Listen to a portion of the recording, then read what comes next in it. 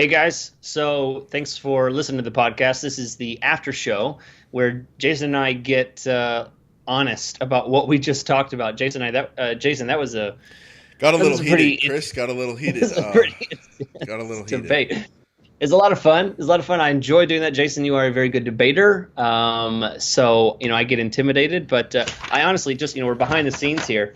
I mean, I had this is very large type, but I had 3 points. This is just 3 points I had That's typed what up I and went everything. on. And Jason, Just kidding. Jason, Jason had came with like a with an entire book of points to discuss. So anyway, it was fun. But now we get to put all that aside, and I'll start it off and say, Back on the YouTube. Feels good, by the way. yeah, Thanks everyone yeah, for subscribing. It's growing, and yeah. it's not like we've been trying. It's not like we've been here, but we haven't been talking much Yep. about it. But yeah, yeah, appreciate. We've been seeing some subscribes come through, so appreciate that.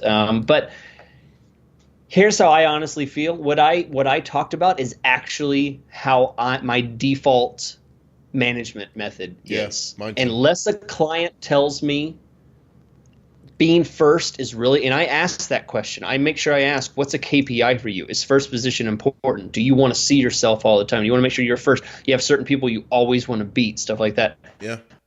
I ask that question. But if they don't answer any of those, if they don't point any of those issues out to me that's important to them, my default is to go after second, third position until I find something that's valuable, and then I hit the ones that are valuable as hard as I can. That's honestly how I work. What about you? Same way.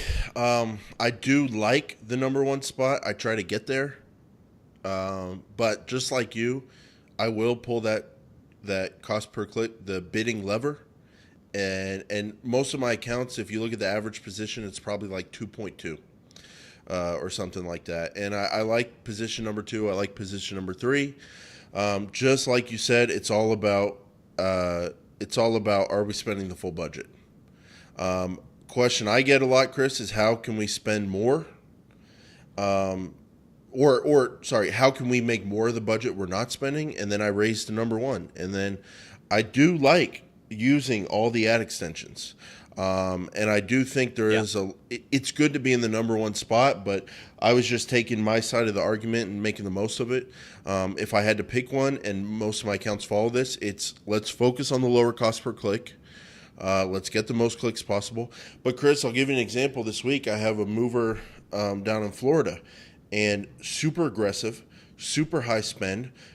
They've been running an account, horrible location settings, right? That was getting traffic from other places they shouldn't have been. Horrible search terms, not running the right match types, getting tons of low quality stuff. I take over the account. We do match types, so we show up on better search terms. We fix their settings. I start running a campaign, position two or three, think things are going great. Get a call that day. Jason, the phones aren't ringing. What are we doing? And I laid out Wow. my position. Hey, it's all about cost per click. That leads to the cost per lead you want. Let us show up number two or three. We'll still spend the full budget. Jason, I know what you've done with search terms. I know what you've done with locations. That's great. I like your strategy, but I need the phone to ring.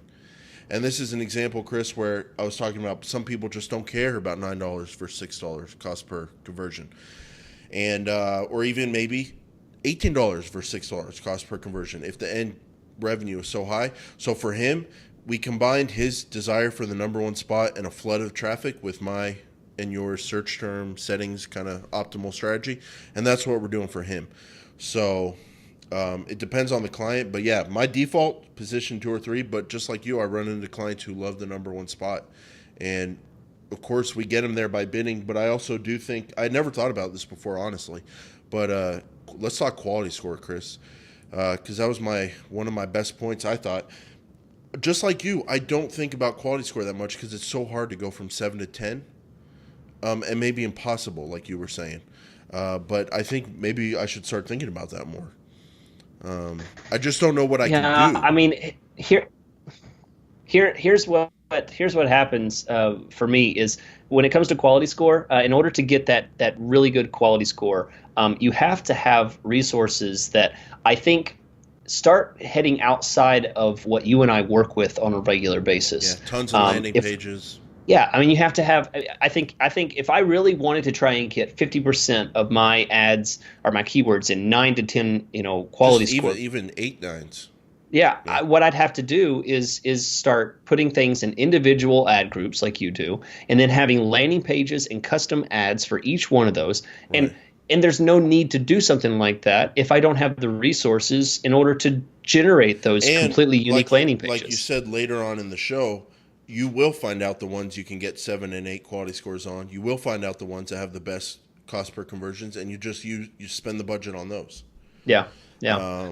So And going back to the ranking and stuff like that, I had an instance where a client was spending all of his budget. I think he was getting really good results, but there's a difference. You and I both know there's a difference between a conversion and a sale for a client, right? Right. I see on my screen like a 13-15% conversion rate, and I'm like, this guy's killing it. Yeah. I send him a report, and I'm like, he's gonna love me. Then he gives me an email back like, I'm not getting any business. This isn't working. Right.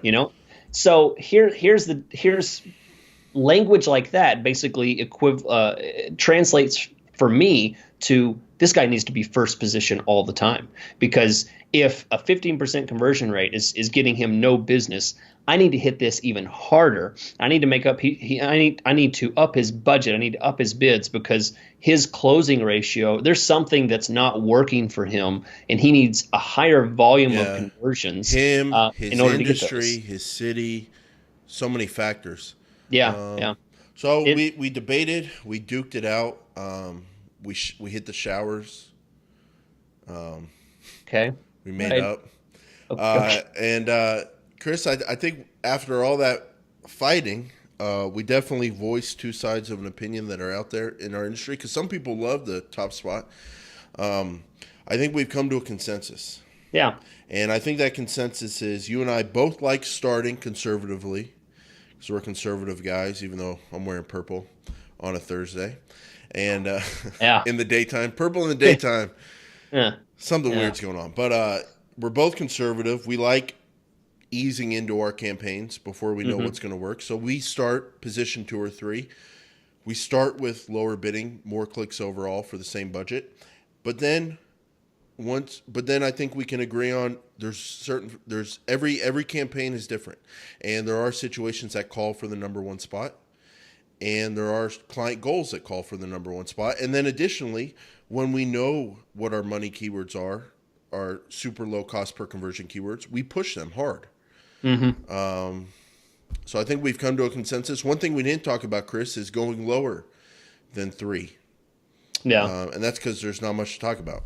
Yeah, I don't like it. I don't like to see my ad rank lost impression share due to ad rank, drop down to the 70% lost, stuff like that. Yeah, I mean, your that's average position 4, 5, 6, 7. Yeah, that's a scary spot to be. Yeah, the only way you can get away with that is if your budget is super small, and like $20 a day, $50 a day, and you're running on some kind of national campaign where there's just hundreds of and thousands of impressions potentially that you can get a little piece of.